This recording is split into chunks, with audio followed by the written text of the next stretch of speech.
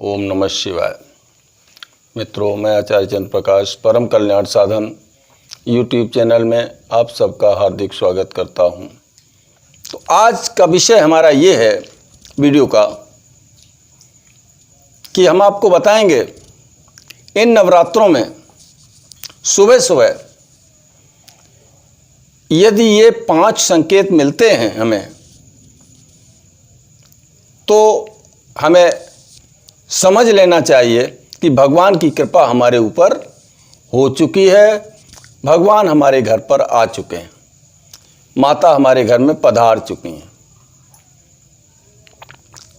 तो कौन कौन से संकेत हैं, आप इस वीडियो को बड़ा ही आदि से अंत तक पूरा देखें, ध्यान से सुनें, ताकि आप इस वीडियो की गहराई को समझ सकें। अगर आप इस चैनल पर पहली बार आए हैं तो इस चैनल को सब्सक्राइब जरूर कर लें। देखिए मित्रों, पहला लक्षण मैं बताऊंगा आपको, पहला संकेत बताऊंगा भगवान की कृपा का, कि अगर हमारी आंख ब्रह्म मुहूर्त में खुल जाती है।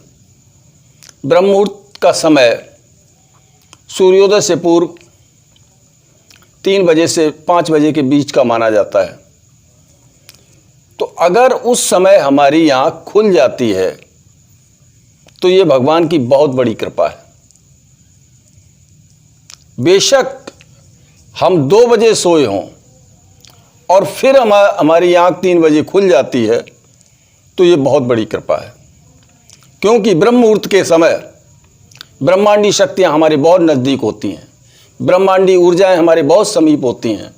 और यदि हमारी उस समय आँख खुल जाती है और हम बिस्तर छोड़ देते हैं तो उन ऊर्जाओं से हमारा संबंध स्थापित हो जाता है। आगे हम भजन पे बैठ जाते हैं या हम नित्य क्रियाओं से निवृत्त होकर के मंत्र जाप करते हैं, पूजा पाठ करते हैं, तो उसमें हमें अप्रत्याशित रूप से लाभ होता है। तो पहली बात तो ये है कि ब्रह्म मुहूर्त में हमारी आँख खुल गई, ये पहला संकेत है भगवान की कृपा का। दूसरा संकेत, ब्रह्म मुहूर्त में यदि हमें अच्छे अच्छे सपने दिखाई देते हैं। अच्छे से हमारा भाव ये है कि अगर भगवान से संबंधित कोई वस्तु हमें दिखाई दे जाए, माता रानी से संबंधित कोई वस्तु हमें दिखाई दे जाए, कोई कन्या दिखाई दे जाए, उनका कोई आयुध दिखाई दे जाए, त्रिशूल दिखाई दे जाए, या वन उपवन, तड़ाग, पर्वत, सुंदर सुंदर बाग बगीचे यदि ब्रह्म मुहूर्त में हमें दिखाई देते हैं सपने में, तो ये उनकी कृपा का दूसरा बहुत बड़ा संकेत है। भगवान से संबंधित, माता रानी से संबंधित जो वस्तुएं हैं वो ऐसे ही सबको नहीं दिखाई देती। जब उनकी कृपा होती है तभी ये चीज़ें हमारे सपने में आती हैं। तो ये उनकी कृपा का दूसरा बहुत बड़ा संकेत है। तीसरा संकेत मैं आपको बताऊं कि सुबह सुबह हम जैसे ही दरवाज़ा खोलते हैं तो 7-8 बजे तक हमारे घर के सामने कोई भिखारी आ जाए, कोई याचक आ जाए, कोई महात्मा आ जाए, गाय आ जाए, कुत्ता आ जाए, तो समझो भगवान ही हमारे दरवाजे पर पधारे हैं। कुत्ता भैरव जी की सवारी है, गाय में सभी देवताओं का वास है, महात्मा तो भगवान का रूप है, बंदर आ जाए, हनुमान जी का स्वरूप माना गया है उनको। तब हमें करना क्या चाहिए? तब हमें यह करना चाहिए कि हम उन्हें संतुष्ट करें। गाय को उसका भोजन दे दें। भिखारी आया है तो उसे भोजन से तृप्त करें। आप उसे पैसे मत दीजिए, पैसों का वो गलत उपयोग भी कर सकता है।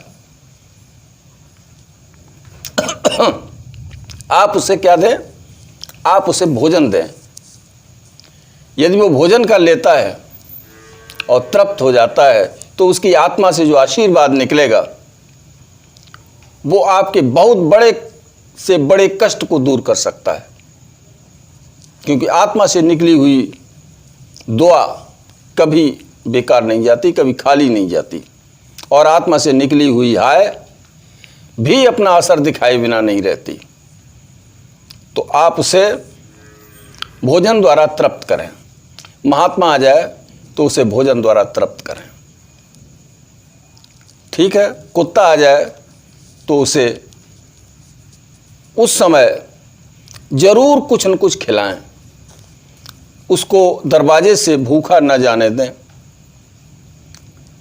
अगर आप ये काम करते हैं तो भगवान की कृपा से तो वो आए हैं, और अगर आपने ये पुण्य का काम कर लिया तो आपकी साधना में 4 चांद लग सकते हैं, आपका पुण्य बहुत अधिक बढ़ जाएगा और इससे और अधिक भगवान की कृपा आपको प्राप्त हो सकती है। अगली कृपा भगवान की यह है कि आप सुबह उठे, नित्य कर्म किया, आपको घर में एक अजीब प्रकार की खुशबू मालूम पड़े, ऐसी खुशबू जो बहुत ही मनमोहक है, मन को बहुत पसंद आ रही है। ऐसी खुशबू जब जब भी आपको मिले तो आप समझ लें कि भगवान की कृपा है, भगवान हमारे घर आ चुके हैं, माता रानी हमारे घर पधार चुकी हैं। ये खुशबू उन्हीं की है। एक बात और बता दूं, ये खुशबू घर के हर एक सदस्य को नहीं महसूस होगी, सिर्फ आपको होगी, क्योंकि साधना आप कर रहे हैं तो आपको महसूस होगी वो खुशबू। और ये खुशबू आपके पूजा घर में बहुत अधिक मात्रा में आपको महसूस होगी। बेशक अभी आपने धूप दीप नहीं किया है, दीपक नहीं जलाया है, अगरबत्ती या धूप जो है अभी नहीं जलाई है, कोई ऐसा काम नहीं किया अभी आपने जो खुशबू पैदा कर सके, तो ये जो कुदरती खुशबू है ये भगवान की कृपा का संकेत है,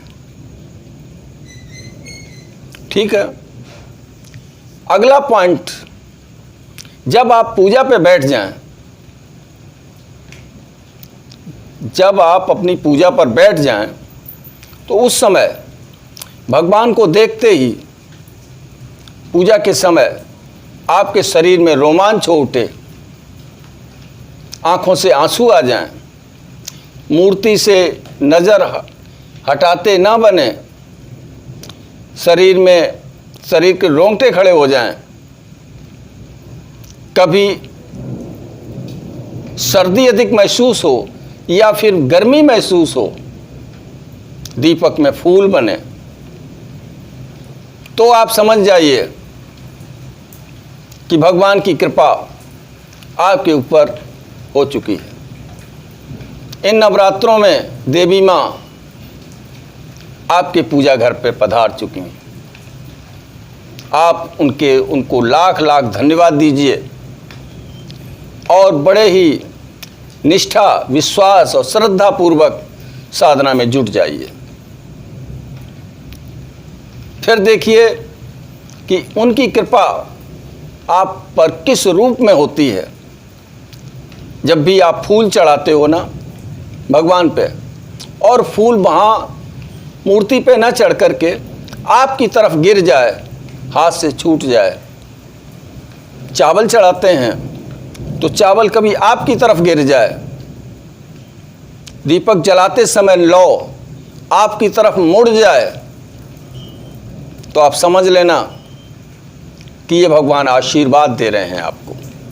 वो शक्ति आपको आशीर्वाद दे रही है जिसकी आप पूजा कर रहे हैं। आपको दिल से उन्हें बार बार धन्यवाद देना चाहिए और उस धन्यवाद देने के साथ अपनी साधना की गहराइयों में उतरने की कोशिश करना। देखना आपका जीवन कितना उज्जवल होता चला जाएगा, अध्यात्म में आप कितना आगे बढ़ते चले जाएंगे। तो ये संकेत थे 5 जो बड़े ही सौभाग्यशाली लोगों को प्राप्त होते हैं। यदि आपको हो रहे हैं तो आप कोई साधारण इंसान नहीं हैं, आप देवी माँ के, भगवान के कृपा पात्र बन चुके हैं। आगे आप अपनी साधना में जुटे रहिए। भगवान शिव से और माता रानी से प्रार्थना करता हूँ कि वो आपके ऊपर अपनी कृपा दृष्टि सदैव बनाए रखें। चलता हूँ, मिलूँगा अगले वीडियो में नई जानकारी के साथ। तब तक के लिए ओम नमः शिवाय, ओम नमः शिवाय, ओम नमः शिवाय।